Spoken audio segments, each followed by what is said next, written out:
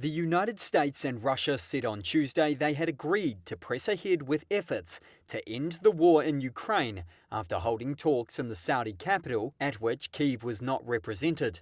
Ukraine says it will not accept any deal imposed on it without its consent. The nearly 5-hour meeting in Riyadh was a crucial moment, the first time US and Russian officials have sat down to discuss a halt to the conflict.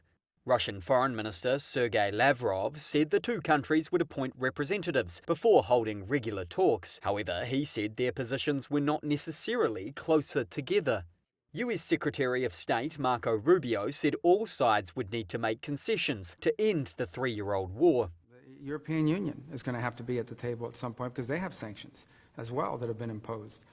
But I guess the point here is the goal is, and we agreed on what the goal is to bring an end to this conflict in a way that's fair, enduring, sustainable, and acceptable to all parties involved. Even before the talks took place, US President Donald Trump's administration was accused by some European politicians of handing free concessions to Moscow last week by ruling out NATO membership for Ukraine. While the meeting in the Saudi capital was underway, Russia hardened its demands.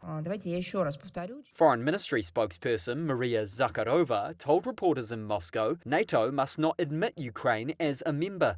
Going further, she said the alliance should abandon its 2008 promise to grant Ukraine membership at a future unspecified date.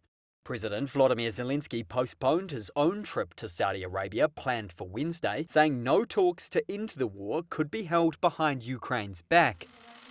The fast-moving diplomacy, beginning with a Putin-Trump phone call only 6 days earlier, has triggered alarm across Europe that the two leaders could cut a quick deal that rewards Moscow for its invasion.